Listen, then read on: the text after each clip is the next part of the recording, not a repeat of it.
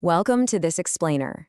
Today, we're mapping out the intricate and, frankly, staggering end to the catastrophic 2026 Ramadan war between the US, Israel, and Iran.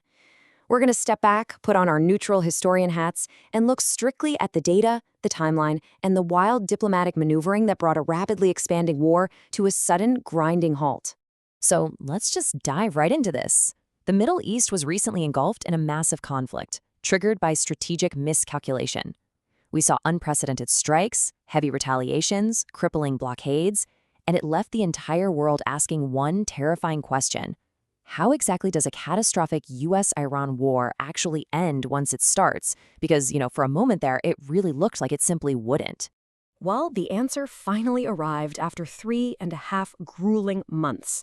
That's 3.5 months of intense warfare that completely threw global stability out the window, shattered energy markets, and laid bare the real limits of both conventional military dominance and asymmetric warfare.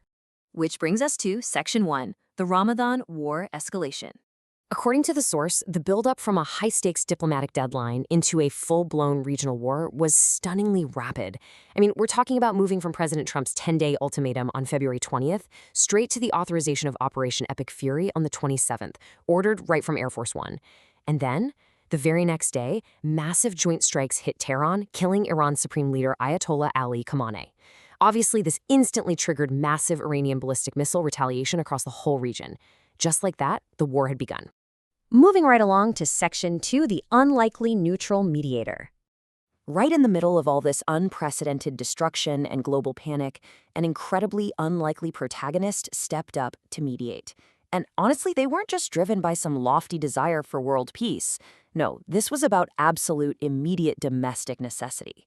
Pakistan was facing a total economic siege. Thanks to the U.S. naval blockade of the Strait of Hormuz, Pakistan's economy went from fragile to critical almost overnight, mainly because they rely so heavily on fuel imports coming right through that very strait. To put that into perspective, just look at the hard data here. Fuel prices nearly doubled in a matter of weeks. Petrol shot up to over 458 rupees per liter. It was so bad the government was forced into emergency austerity mode. We're talking 4-day work weeks, daily power outages, moving to online classes, just to conserve basic energy for its 240 million citizens. They simply could not survive a prolonged war. So Islamabad stepped into the void, largely because they held a really unique hand of diplomatic cards. Think about it. They're a major non-NATO ally to the U.S., they share a massive 909-kilometer border with Iran, and they have a strategic mutual defense agreement with Saudi Arabia.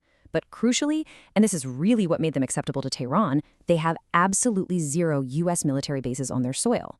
They're essentially the only regional player trusted enough by both sides to sit at the head of the negotiating table. That sets the stage for Section 3, the 14-point Islamabad Memorandum. Signed on June 15, 2026, the real heart of this framework is how it actually de-escalates the region. It kicks off with an immediate, permanent cessation of hostilities and the absolutely vital reopening of the Strait of Hormuz to commercial shipping, which, by the way, included Iran having to clear the mines they deployed. It also sets up a joint monitoring committee, initially chaired by Pakistan, to oversee this deeply, deeply fragile truce. Now, on the strategic front, the requirements placed on Iran are sweeping. The MOU outlines that Iran has to commit to completely dismantling its nuclear weapons program.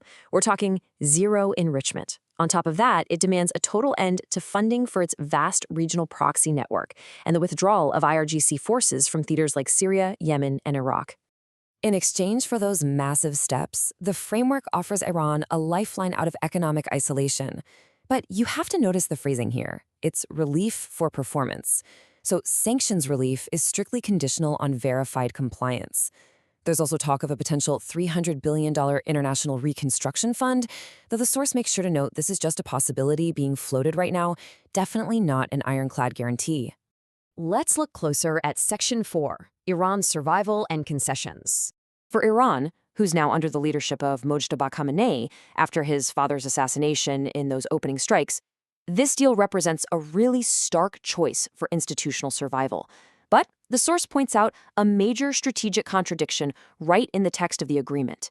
See, on one hand, the MOU demands Iran completely abandon its proxies, but simultaneously, it explicitly integrates a ceasefire in Lebanon into the deal, which effectively protects Hezbollah from further immediate Israeli action. So Iran is being asked to dismantle its regional network, while the war against its most important proxy is temporarily halted.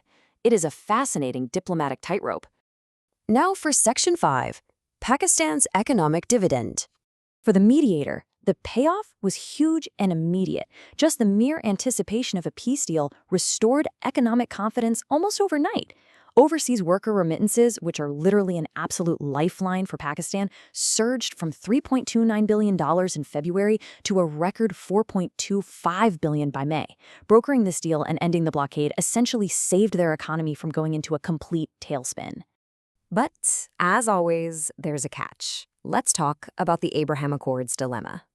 This diplomatic triumph immediately hit a massive roadblock. According to the source, President Trump aggressively demanded that the mediating nations, including Pakistan and Saudi Arabia, normalize relations with Israel as part of the broader peace process. Apparently, during a conference call that was reportedly met with dead silence, he actually joked, "Are they still there?" before stating flat out that it should be mandatory for them to sign on to the Abraham Accords. Well, Pakistan flatly rejected this transactional demand. For Islamabad, recognizing Israel without a resolution for Palestinians is a strict domestic red line. Crossing it would cause massive political upheaval at home.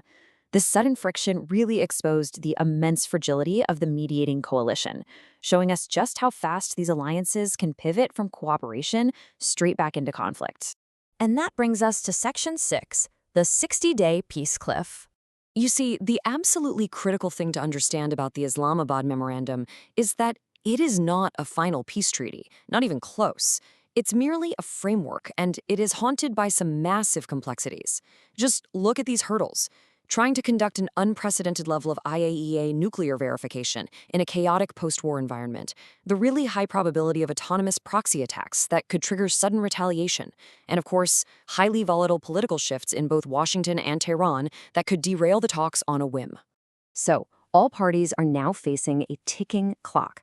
They have exactly 60 days to negotiate a comprehensive, binding treaty before a mid-August cliff.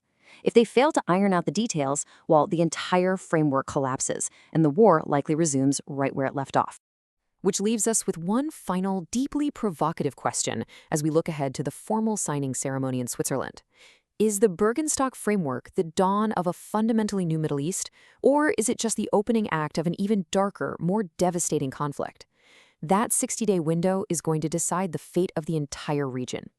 Thanks for joining this explainer today, and definitely keep your eyes on that countdown.